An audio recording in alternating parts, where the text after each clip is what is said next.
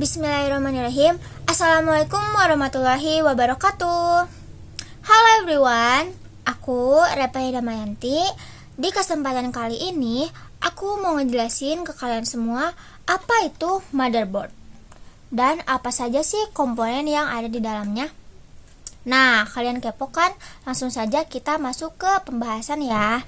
Oke, sebelumnya kita harus mengenal dulu apa itu motherboard atau yang bisa juga kita sebut papan induk.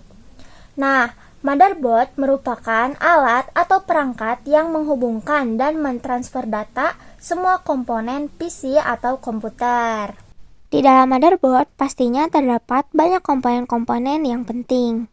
Nah, setelah kalian mengetahui fungsi dan arti dari motherboard, di sini saya akan menjelaskan komponen motherboard beserta fungsinya. Masuk ke komponen yang pertama dijelaskan, di sini terdapat prosesor atau yang biasa disebut CPU dan juga terdapat soket prosesor. Soket prosesor merupakan tempat dudukan atau tancapan CPU dalam motherboard. Di dalamnya terdapat banyak lubang-lubang kecil, tempat kaki-kaki prosesor untuk menancap. Selanjutnya ada prosesor atau bisa dikenal juga dengan CPU. Fungsi utama prosesor adalah memproses data inputan dan menghasilkan outputan. Nah, selanjutnya yang berbentuk hitam panjang ini merupakan slot RAM yang berfungsi untuk menampung dan menghubungkan modul random access memory.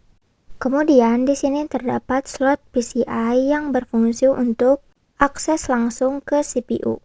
Di sebelahnya terdapat slot AGP yang berfungsi untuk menginput AGP card sehingga komputer dapat menampilkan tampilan yang grafis. Selanjutnya di sini terdapat NOT bridge yang berfungsi untuk mengendalikan komunikasi antara CPU, RAM, AGP, dan short bridge. Nah, selanjutnya ada short bridge. Berbeda dengan NOT bridge yang menghubungkan komponen utara, short bridge berfungsi sebagai jembatan selatan menghubungkan komponen seperti PCI dan USB. Lanjut, di sini terdapat port SATA yang berfungsi untuk menghubungkan perangkat penyimpanan pada komputer. Selanjutnya ada power connector atau connector power supply unit yang berfungsi menyambungkan motherboard dengan power supply. Nah, ini juga disebut dengan konektor power. Namun, pin yang dimiliki hanya 4, berbeda dengan tadi yang memiliki 24 pin. Kemudian ada slot IDE yang berfungsi untuk mendukung perangkat hard disk atau floppy disk. Nah, yang bulat ini disebut dengan baterai CMOS yang berfungsi untuk menyuplai arus terus-menerus sehingga pengaturan BIOS yang telah dibuat pada chip CMOS tidak hilang. Nah, untuk yang bulat-bulat ini disebut dengan kapasitor, berfungsi sebagai pembangkit atau penguat sinyal. Oke, masuk ke bagian back panel. Oke, yang pertama ada port audio. Warna merah berfungsi sebagai mic, warna hijau berfungsi sebagai line out atau mengeluarkan suara, dan warna biru berfungsi sebagai line in atau memasukkan suara dari luar PC. Di sampingnya terdapat port USB 2.0.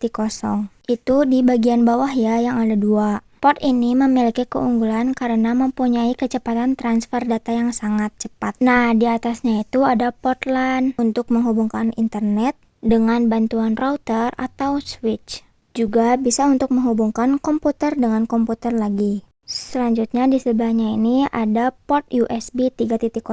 Sama fungsinya dengan port USB 2.0. Nah, yang lubang-lubang warna abu ini disebut port serial, berfungsi untuk mentransmisikan 1 bit informasi pada satu satuan waktu. Lanjut di yang atasnya yaitu port paralel, berfungsi untuk alat komunikasi motherboard dengan perangkat luar yang bersifat paralel.